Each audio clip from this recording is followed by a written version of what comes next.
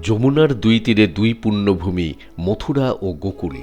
যমুনার এক কূলে মথুরা নগরীতে শ্রীকৃষ্ণের জন্মস্থান, আর অপরদিকে গোকুলকে কেন্দ্র করে ছড়িয়ে আছে বাল্যকালে নন্দলালার নানা লীলাকাহিনী।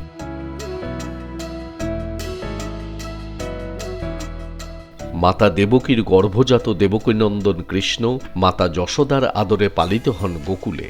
শ্রীকৃষ্ণের জন্মরহস্য থেকে শুরু করে তাঁর বাল্যকালের বহু লীলা কাহিনী আজও জীবন্ত হয়ে আছে যমুনার দুই তীরে এই দুই নগরীর মানুষের চিন্তায়, চেতনায়, ধর্মীয় ভাবাবেগ এবং আচরণের মধ্যে। এই মথুরাতে সকলে খুব আনন্দে থাকেন, তার জন্য এই মথুরার আগে নাম ছিল মৌজপুরী। মথুরার সকলে এই ব্রজভূমের মধ্যে অত্যন্ত মিষ্টভাষী, তাই এর নাম ছিল মধুপুরা বা মধুরা।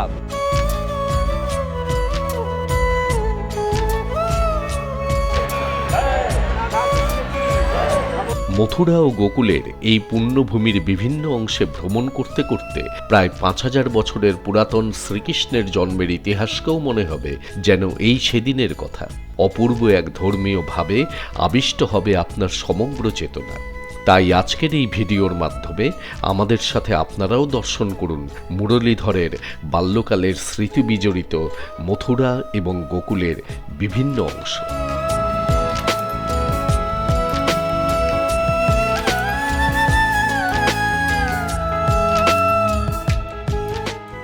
আজকে ২৮শে মার্চ ২০২৪ বৃহস্পতিবার।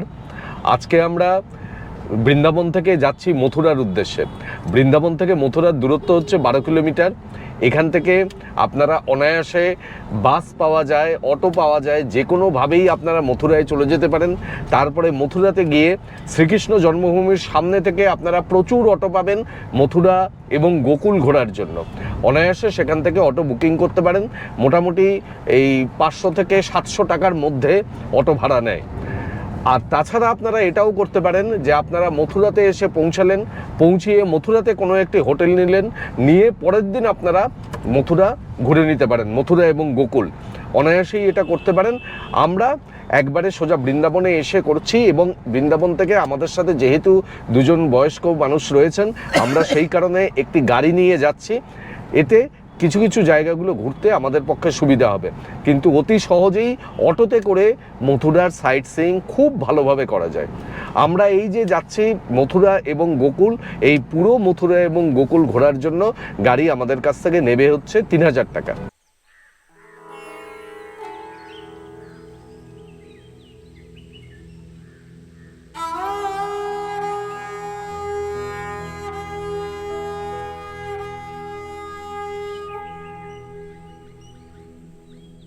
সাধারণত আমরা শ্রীকৃষ্ণ জন্মভূমি থেকে মথুরা ভ্রমণ শুরু করি, কিন্তু আপনার মথুরা ভ্রমণ একটু অন্যভাবে শুরু করতে পারেন।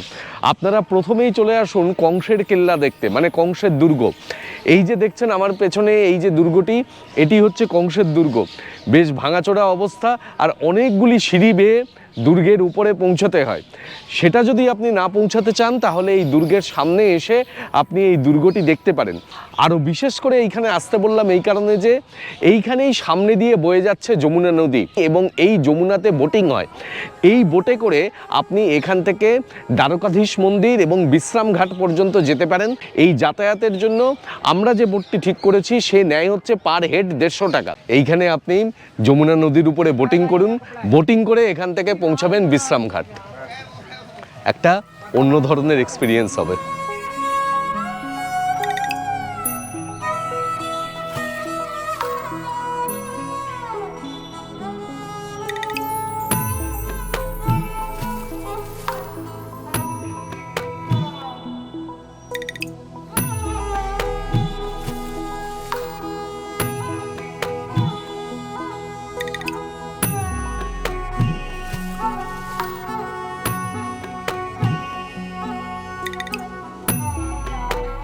যমুনার উপর দিয়ে মথুরা নগরী দেখতে দেখতে বোটে করে যাবেন, দারুণ লাগবে, দুর্দান্ত অভিজ্ঞতা একটা।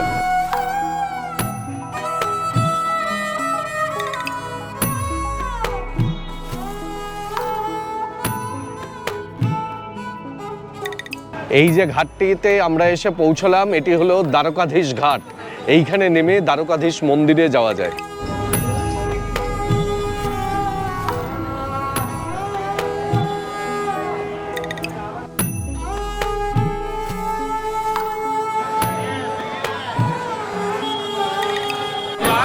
এই হলো দ্বারকাধীশ মন্দির। এই হলো দ্বারকাধীশ মন্দিরের প্রবেশদ্বার। এই দ্বারকাধীশ মন্দির সকাল 6টা থেকে 11টা পর্যন্ত খোলা থাকে, আবার বিকেলবেলা 4টে থেকে রাত্রি 8টা পর্যন্ত খোলা থাকে।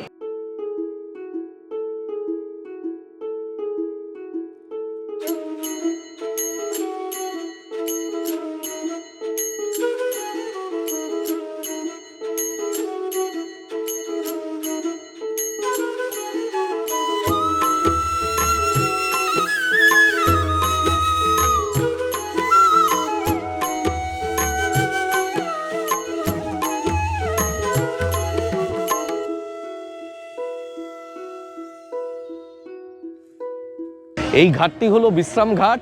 শ্রীকৃষ্ণ কংসকে নিধন করার পরে যমুনার জলে স্নান করেছিলেন এবং তারপরে এইখানে তিনি বিশ্রাম করেছিলেন, তাই এই ঘাটটিকে বিশ্রাম ঘাট বলা হয়।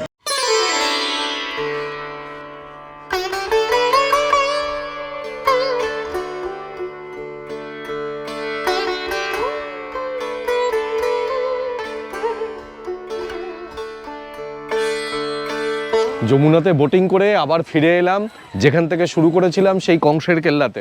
কিন্তু আমি বোটিং এর আনন্দই নিতে পারলাম না, এত পলিউশন দেখে।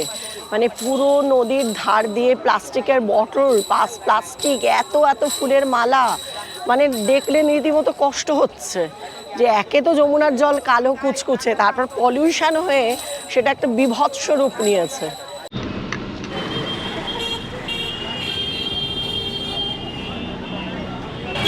আপনারা মথুরাতে এসে রাস্তার উপরেই দেখবেন এখানে শ্রীকৃষ্ণ জন্মভূমির গেট।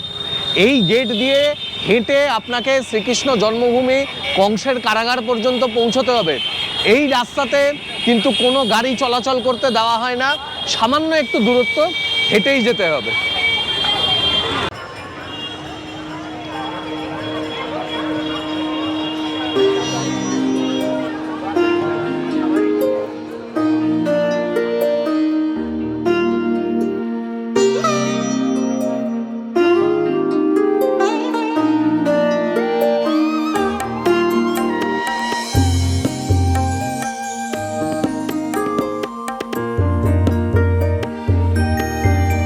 এখন আমরা এসে পৌঁছেছি শ্রীকৃষ্ণ জন্মভূমির সামনে, অর্থাৎ কংসের কারাগারের সামনে। এখানেই পিতা বসুদেব এবং মাতা দেবকীর সন্তান হিসেবে, মাতা দেবকীর অষ্টম গর্ভজাত সন্তান হিসেবে জন্মগ্রহণ করেন ভগবান শ্রীকৃষ্ণ।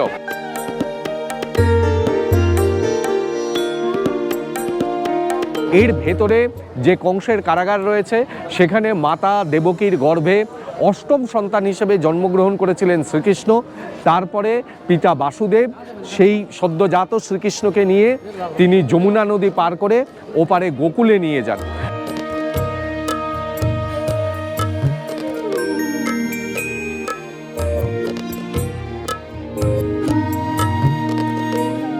এই শ্রীকৃষ্ণ জন্মভূমিতে প্রবেশের সময় হচ্ছে সকাল 6:30 থেকে রাত্রি 9টা পর্যন্ত।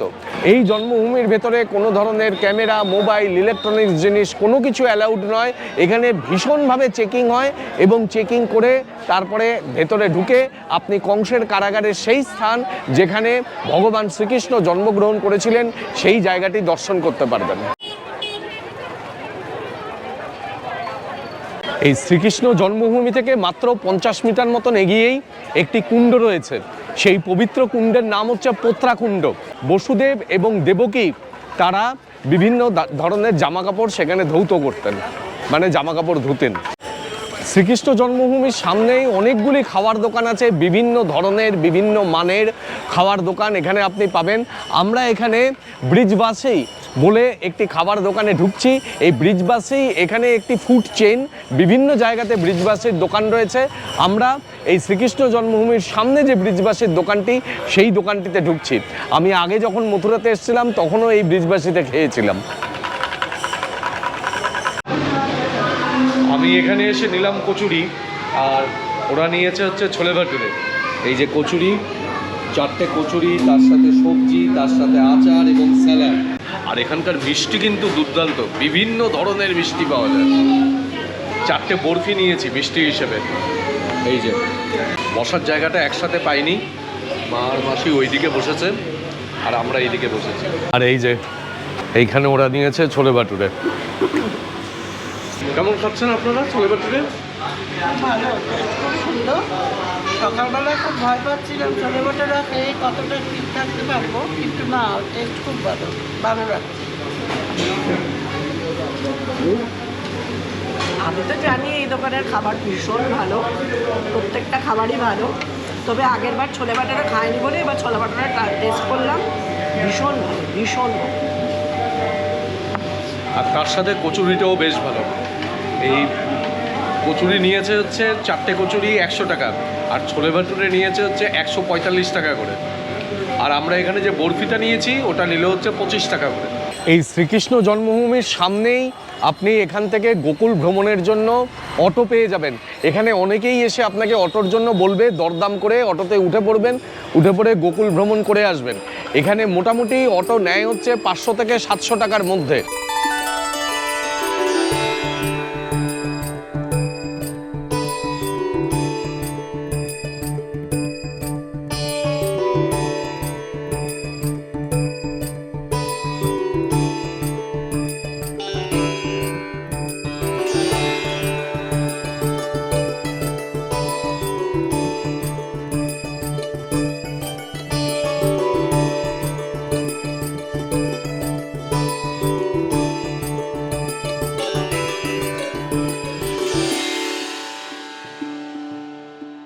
এখন আমরা এসে পৌঁছেছি গোকুলের রমণরেতি আশ্রমে। এইখানকার ধুলাতে শ্রীকৃষ্ণ একসময় গড়াগড়ি খেতেন, এই সময় তিনি খেলা করতেন। আর এখানে শত শত শ্রীকৃষ্ণ ভক্ত তারা এসে এখানকার এই রেতি অর্থাৎ যে বালি, সেই বালিতে তারা সর্বাঙ্গ মিশিয়ে দেন। রমণরেতির এ এক অপূর্ব দৃশ্য।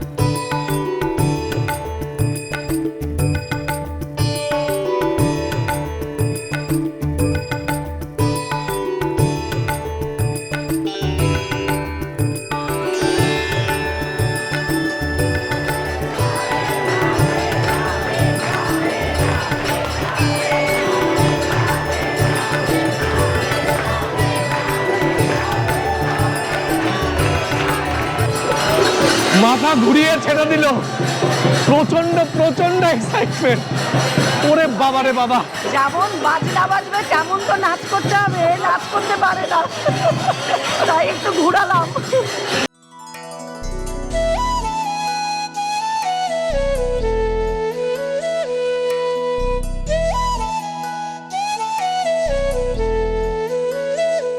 এই রমণরীতি সকাল 8টা থেকে খোলা থাকে দুপুর 12:30 পর্যন্ত। এরপরে আবার বিকেল 4টের সময় খোলে, রাত্রি 8টা পর্যন্ত খোলা থাকে।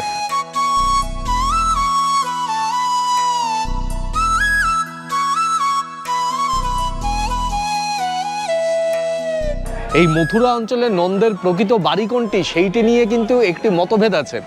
এখানকার স্থানীয় পুরোহিতরা তারা এই যে বাড়িটি, এই বাড়িটিকে নন্দ ভবন বলে থাকেন। আবার অনেকে বলেন যে যমুনার তীরে যে অংশ সেইখানেই নন্দ ভবন, সেখানেই বসুদেব শ্রীকৃষ্ণকে নিয়ে এসেছিলেন। তো সেই বিতর্কে না গিয়ে এই অংশটি নন্দ ভবন হিসাবে আমরা দর্শন করছি।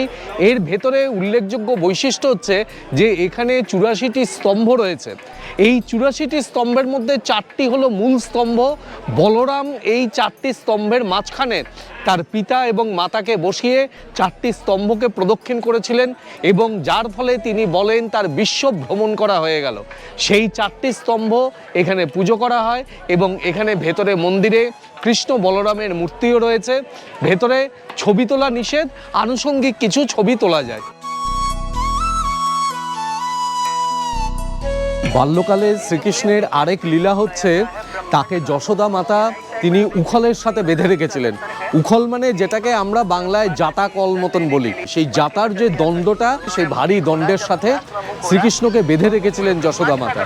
কিন্তু শ্রীকৃষ্ণ সেই ভারী উখলখণ্ড নিয়েও হামাগুড়ি দিয়ে এগিয়ে যেতেন। এইখানে শ্রীকৃষ্ণকে যে উখলের সাথে বাঁধা হয়েছিল সেই উখলটিই এখানে আছে।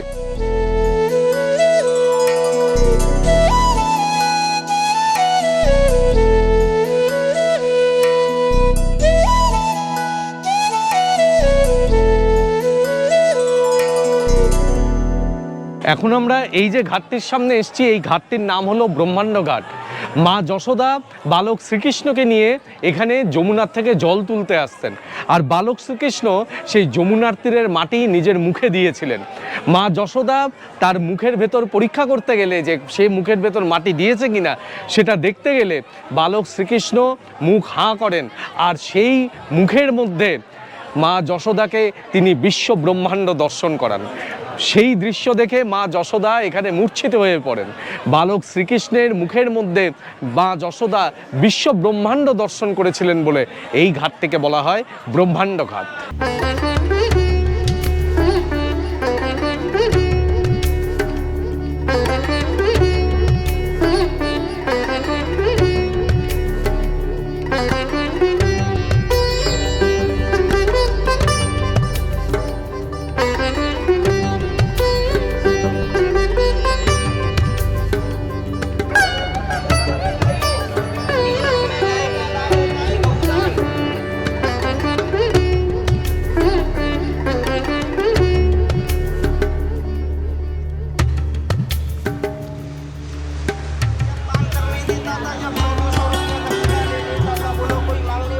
এই ঘাটের সামনেই রয়েছে ব্রহ্মাণ্ড বিহারীর মন্দির, আর এইখানে এই ব্রহ্মাণ্ড বিহারীর মন্দিরে পুজো দেওয়া হয় কিন্তু ওই মাটির ঢেলা দিয়ে। সেখানে অন্যান্য যা সকল বিষয় আছে পূজার, সেই সকল বিষয় ছাড়াও প্রসাদ হিসাবে ওই মাটির ঢেলাকে এখানে পুজোর উপাদান হিসাবে দেওয়া হয়।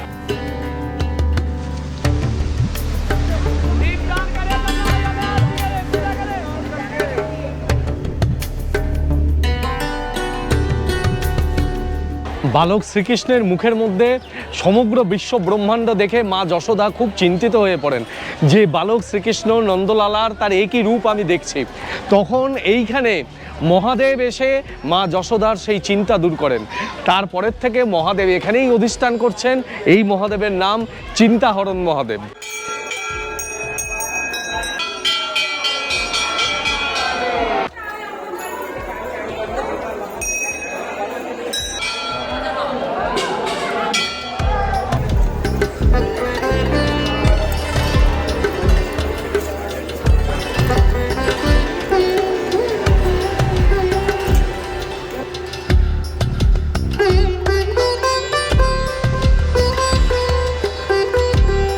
চিন্তাহরণ মহাদেব মন্দিরের পাশেই রয়েছে এখানে চিন্তাহরণ ঘাট।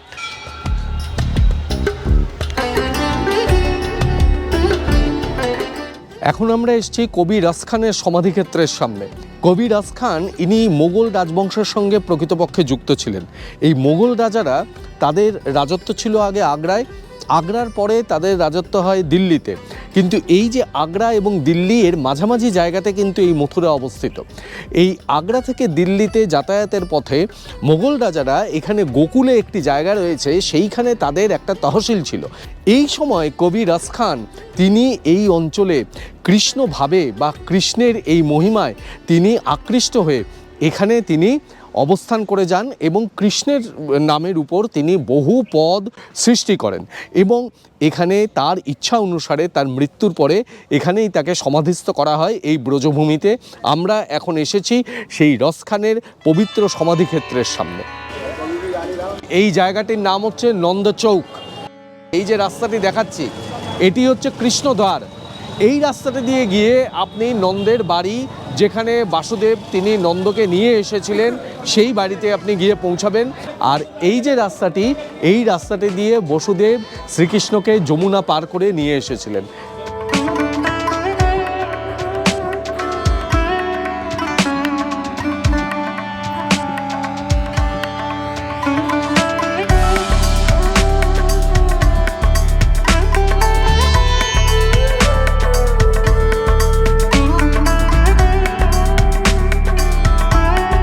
এখন আমরা এসে পৌঁছেছি দাউজি মন্দিরের সামনে। মথুরা বা গোকুলে এই যে দাউজি মন্দির, এই মন্দিরটি কিন্তু আপনি যদি মথুরা থেকে টোটো করে আসেন তাহলে আপনাকে নিয়ে আসবে না। এইখানে আসার জন্য আপনার একটি গাড়িই লাগবে, কারণ চিন্তাহরণ মহাদেব মন্দির, সেখান থেকে এই দাউজি মন্দির প্রায় 6 কিলোমিটার দূরত্ব। এই দাউজি মন্দির অর্থাৎ এটা শ্রী বলরামজির মন্দির এবং খুব জাগ্রত এবং বিখ্যাত মন্দির।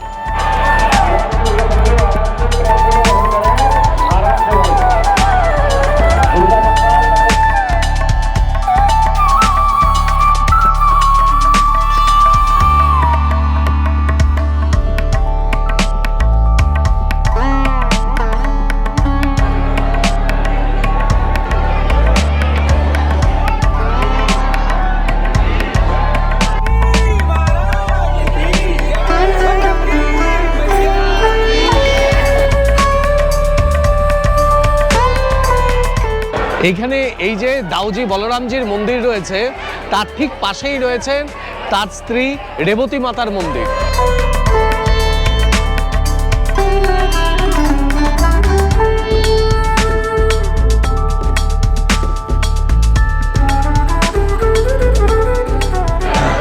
এই দাউজি মন্দির সকাল 6:30 থেকে দুপুর 12টা পর্যন্ত খোলা থাকে, আবার 3টে থেকে 4টে পর্যন্ত 1 ঘন্টা খোলা থাকে, তারপরে আবার সন্ধে 6:30 থেকে 9টা পর্যন্ত খোলা থাকে।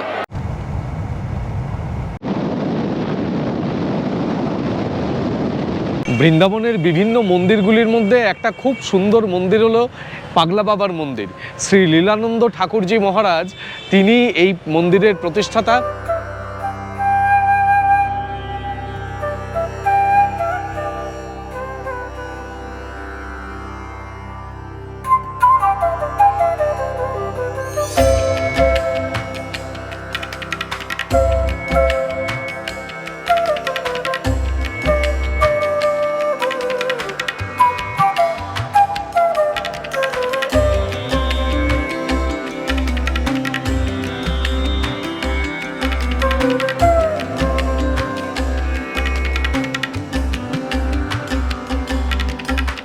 এই যে পাগলা বাবা, এনার প্রকৃত নাম নলিনী চক্রবর্তী। ইনি বাংলাদেশে জন্মগ্রহণ করেন এবং সেখানে তিনি প্রধান বিচারপতি ছিলেন। তার পরবর্তীকালে তিনি বাংলাদেশ থেকে চলে আসেন আসামে।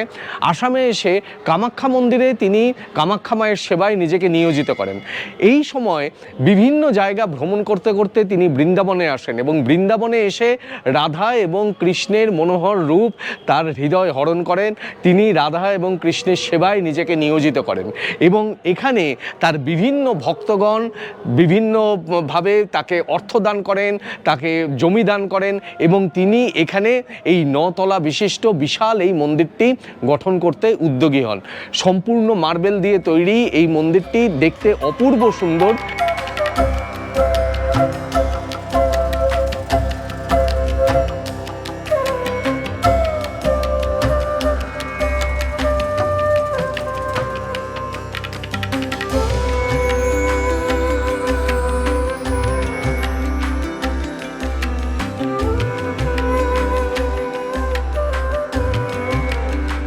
এই মন্দিরের নিচে সেখানে রামায়ণ মহাভারতের বিভিন্ন কাহিনী বর্ণনা রয়েছে, শ্রীকৃষ্ণের বিভিন্ন লীলা বর্ণনা রয়েছে। জায়গাটি দেখতে খুব সুন্দর লাগবে।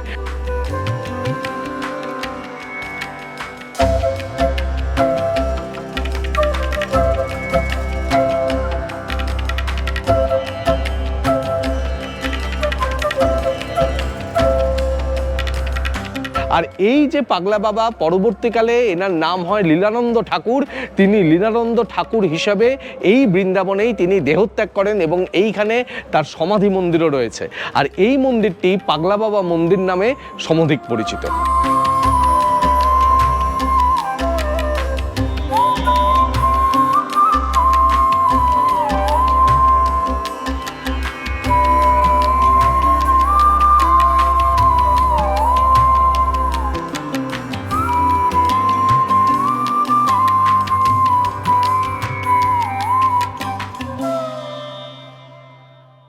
আমরা এই যে দ্বারকাকুঞ্জ হোটেলটিতে আছি, আমরা কিন্তু প্রত্যেক দিন রাত্রিবেলায় এই হোটেলেই আমরা খাওয়া দাওয়া করছি। মানে এই হোটেলের খাওয়া দাওয়া এত ভালো, আর শুধুমাত্র খাওয়া দাওয়া না, সমস্ত দিক থেকে বলবো মানে হোটেলটা একেবারে মানে সব দিক থেকে বলা চলে একেবারে নাম্বার 1 পজিশন। মানে আমরা তো ভীষণভাবে সন্তুষ্ট।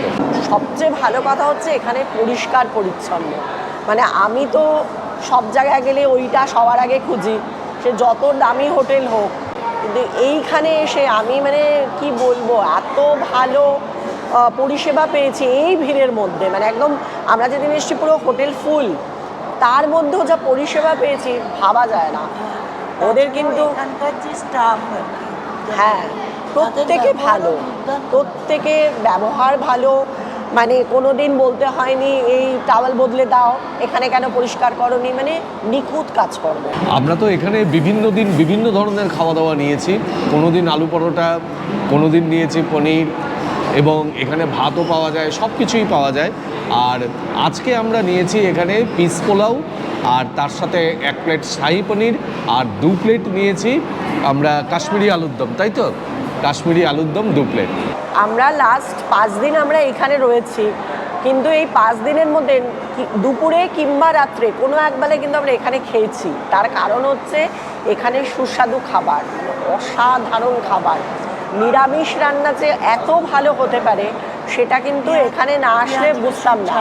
মানে মাসি যেটা বলছে যে এমনি পেঁয়াজ রসুন ছাড়া অসাধারণ এখানকার খাবার। দারুণ সুন্দর। এর মধ্যে পনির দিয়ে ঝোল করে তার মধ্যে সব মশলাপাতি দিয়ে, মানে এই আলুর দমটা তো হ্যাঁ এত সুন্দর স্বাদ করেছে। এটা তো কাশ্মীরি আলু, এটা স্টাফিংই হয়, এর মধ্যে পনির দিয়ে সব কিছু মশলা দিয়ে স্টাফ করে, খুব টেস্টি, খুব টেস্টি। আমাদের কিন্তু খাবারগুলো ভীষণ ভালো লেগেছে, কিন্তু অনিন্দ তো পনির একদম পছন্দ করে না, ওর আবার একটুখানি গোমড়া মুখ হয়ে যাচ্ছে। কিন্তু দলে তো আমরা ভারী, এই জন্য কিছু বলে উঠতে পারছে না।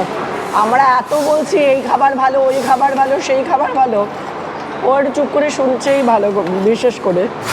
কথা হচ্ছে আমরা তো সব ভালো বললাম, তুমি কেমন চাচ্ছ সেটা বল। না, খাবার সত্যিই সবকটা খাবার বেশ ভালো। গতকাল রাত্রে একটা মিষ্টি দিয়েছিল, সেই মিষ্টি মানে মনে হচ্ছে যেন কলকাতার মিষ্টি খাচ্ছি, এত অসাধারণ খাবার দাবার, সত্যিই খুব ভালো সব দিক থেকে। আরও একটা অ্যাডভান্টেজেস আছে, মানে বাঁকেবেড়ি মন্দির থেকেও যেমন কাছে, তেমন সামনেই হচ্ছে ডাক্তারখানা আছে। আমার গলার অবস্থা ভীষণ খারাপ, আজকে আমি গিয়ে সন্ধেবেলায় ডাক্তারকে দেখালাম, ঠিক হোটেলের উল্টো দিকেই ডাক্তারখানা, পাশেই চায়ের দোকান, মানে অজস্র দোকান, আর সামনেই টোটো অটো, যা ইচ্ছা, মানে এখান থেকে সব দিকে যাওয়ার সুবিধা। আর হোটেলটা সব দিক থেকে ভালো, মানে আমি তো 100-এ 200 দেবো আর কি, আমার দিক থেকে খুব ভালো। এত ভালো বলছো বলে আবার লোকেরা হ্যাঁ, মানে এটাই আমার বিপদ হয়ে যায়, আমি আবার বেশি ভালো বললে বলে বৌদি বুঝতেই পাচ্ছি পেড প্রমোশন, কিন্তু সত্যি মানে আপনাদের কাছে আমি হাত জোর করে বলছি, আমরা কিন্তু পেড প্রমোশন করি না। পেড প্রমোশন যখন করব অবশ্যই আপনাদের জানাবো। তবুও বলবো, আপনারা কিন্তু হোটেল যদি বুকিং করেন, আপনারা ফোন করে কথাবার্তা বলে, যদি আপনারা নিজেরা সন্তুষ্ট হন তবেই বুকিং করবেন। কোনো ধরনের সার্ভিস হয়তো আপনাদের বেলায় খারাপ হলো, তখন কিন্তু বলবেন না যে অনিন্দদা আপনি বলেছিলেন তাই করেছিলাম, সেরকম ব্যাপার নয়। এর পরের দিন বৃন্দাবন থেকে নন্দগাঁও ও বর্ষানা ভ্রমণ সহ আমরা গোবর্ধন পরিক্রমা সম্পূর্ণ করেছিলাম, আর এই বিষয়গুলি থাকবে এর পরের ভিডিওতে। আর আজকের ভিডিওটি আপনাদের কাছে কেমন লাগলো সেটি কিন্তু অবশ্যই কমেন্ট বক্সে কমেন্ট করে জানাবেন। ভালো লাগলে চ্যানেলটিকে সাবস্ক্রাইব করবেন এবং অবশ্যই সঙ্গে থাকবেন। অনেক ধন্যবাদ।